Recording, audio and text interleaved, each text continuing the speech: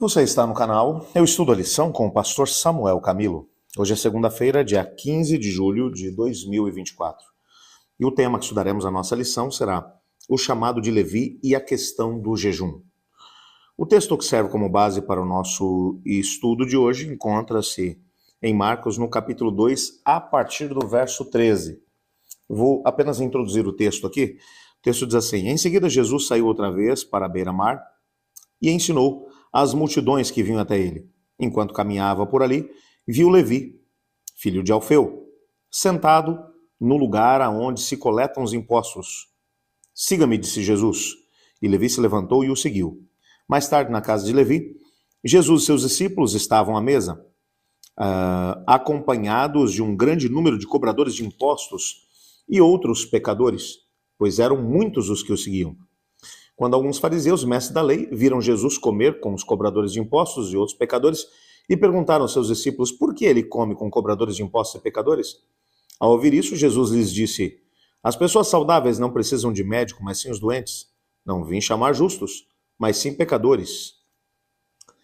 Quando olhamos aqui para esse texto, nós percebemos uma outra história, um outro relato que vai acontecer, além do chamado aqui de Levi Mateus, que é o chamado de Levi Mateus que vai abrir as portas para essa outra situação, uma situação considerada extremamente controversa. Os publicanos ou cobradores de impostos eram vistos como pessoas muito complicadas. E aqui no nosso guia de estudos, por exemplo, existe um texto da Mishnah que vai mencionar que se um cobrador de impostos entrasse dentro de uma casa, a casa, bem como tudo que havia dentro dela, se tornaria cerimonialmente impura. Era esse o tipo de pensamento. Então, quando os fariseus eles viram Jesus Cristo dentro da casa de Levi Mateus, e Mateus fez o quê? Não apenas levou Jesus para poder comer na sua casa, como também chamou todos os seus amigos cobradores de impostos. Quem eram esses cobradores de impostos ou publicanos? Eram indivíduos que trabalhavam para Roma, eram judeus que trabalhavam para Roma, mas eles eram famosos pelo enriquecimento ilícito. Pelo enriquecimento ilícito. O que eles faziam? Eles cobravam mais impostos do que deviam cobrar. Entregavam para Roma a parte que lhes cabia e ficavam com o restante. Então, eles enriqueciam por causa da maneira fraudulenta com a qual eles lidavam. A Bíblia fala de alguns cobradores de impostos, como o próprio Zaqueu, e Mateus era também um publicano. Agora, os fariseus estão olhando para aquela situação, os escribas estão olhando para aquela situação, e a pergunta que vai na cabeça deles é: mas Jesus não sabe que a tradição dos judeus menciona que estar na casa, se um cobrador de impostos, um publicano, entrar na sua casa, tudo que está dentro da casa vai se tornar cerimonialmente impuro? Agora ele vai até a casa de um indivíduo como esse, ele está se tornando impuro, está colocando os discípulos de forma impura também, e eles não procuram Jesus. A estratégia deles para tentar minar a autoridade de Jesus é conversar com os discípulos. Eles puxam os discípulos de lado e dizem: por que o mestre de vocês entra na casa de publicanos e come com publicanos e com pecadores? A pergunta é simples. Está reverberando exatamente aquilo que a Mishnah menciona. Se um publicano entrar dentro de uma casa, tudo que estiver na casa se tornará cerimonialmente impuro.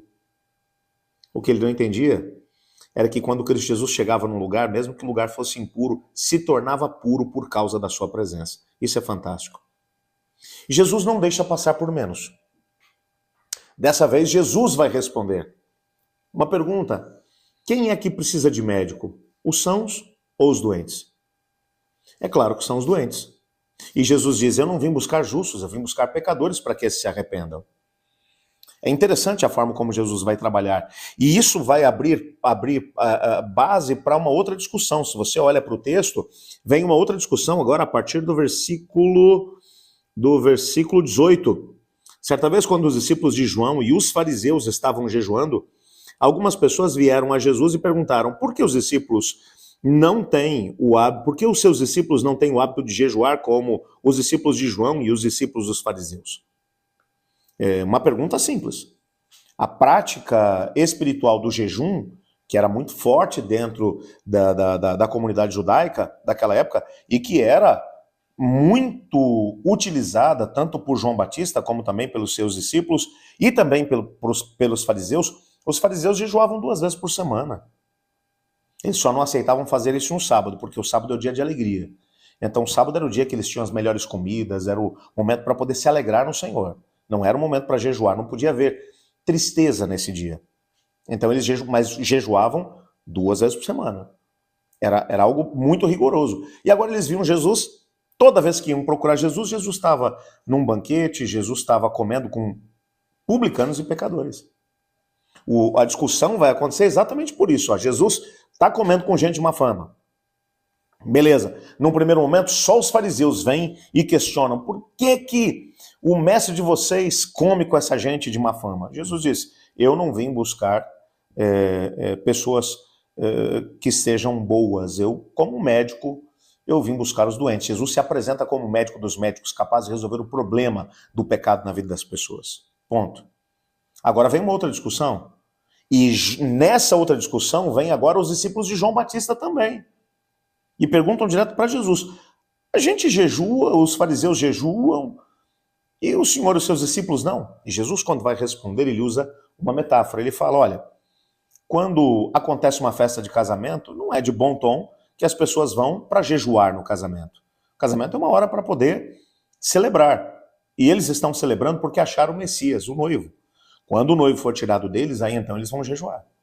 É claro que a retirada do noivo, ele está falando da questão da cruz. Quando Cristo Jesus morresse, ressuscitasse, fosse ao céu, então haveria uma busca de forma diferenciada. Jesus não está dizendo que as pessoas não jejuariam. Ele está dizendo que aquela não era uma hora para se jejuar. É interessante o que está acontecendo. E agora, para poder fechar isso tudo, é bem interessante. Jesus vai usar 2 ilustrações em forma de contraste. Olha aqui, ó. É o versículo 21. Além disso, ninguém remendaria uma roupa velha usando pano novo. O pano novo encolheria a roupa velha e a rasgaria, deixando um buraco ainda maior. E ninguém colocaria vinho novo em velhos recipientes de couro. O vinho os arrebentaria, e tanto o vinho como o recipiente se estragariam. Vinho novo precisa de recipiente novo. Qual é a ideia que Jesus está transmitindo aqui com esses 2 textos? Ele está fazendo um contraste entre os ensinamentos dos fariseus, dos mestres da lei, e os seus ensinamentos. Qual a diferença? Os ensinamentos dos fariseus estão baseados em tradições de homens. Aonde você vai encontrar que uma pessoa poderia contaminar outra, no sentido de que um pecador, no caso um publicano, se entrasse dentro de uma casa, iria tornar a casa toda cerimonialmente impura. Você não encontra nada disso na Bíblia. Isso estava na tradição deles. O que Jesus está dizendo é o seguinte, os ensinamentos deles são tradições velhas. Fazer alguma coisa tendo como base essas tradições seria como você pegar um tecido novo e tentar remendar uma roupa velha. O tecido velho não vai aguentar o tecido novo, vai se rasgar e o buraco vai ficar maior.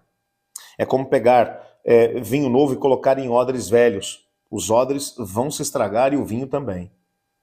Então, tecido novo com tecido novo, vinho novo com odres novos. O que Jesus está tentando ensinar? Que o que ele ensinava para as pessoas estava baseado exclusivamente no assim diz o Senhor.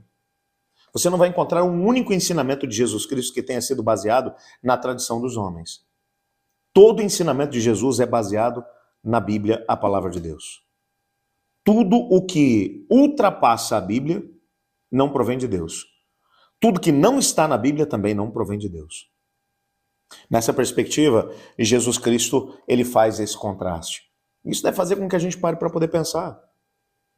Quantas vezes algumas pessoas fazem ou deixam de fazer algumas coisas basicamente por causa da tradição. Ah, meu pai fazia assim, minha mãe fazia assim, meu avô pensava assim, minha família pensa assim, então eu não vou fazer diferente. Ainda hoje encontramos pessoas que agem tendo como base a tradição dos homens. Nós temos que estar baseado no assim diz o Senhor. Amanhã nós teremos a oportunidade de estudar um pouco mais. E a ideia vai ser baseada naquilo que é o nosso texto principal, que é o texto que fala a respeito de Jesus como o Senhor do sábado. Mas antes de podermos fazer isso, eu gostaria de orar com você. Se você tem aí um pedido especial no seu coração, uma intervenção que você está buscando da parte de Deus, una-se a mim agora nessa oração. Obrigado, Pai, por tua palavra, por sabermos que o Senhor nos ama, tem planos para nós. E sei que o Senhor quer, de uma maneira muito especial, nos abençoar. Sei, Pai, que nossa vida deve estar embasada no assim diz o Senhor, então nos ajude a podermos devorar a tua palavra e a viver por ela. Pedimos também que o Senhor leia nesse momento nossos corações, as necessidades que temos. Pedimos que o Senhor intervenha de acordo com a tua vontade. Pois é em nome de Jesus que oramos. Amém. Eu estudo a lição e você?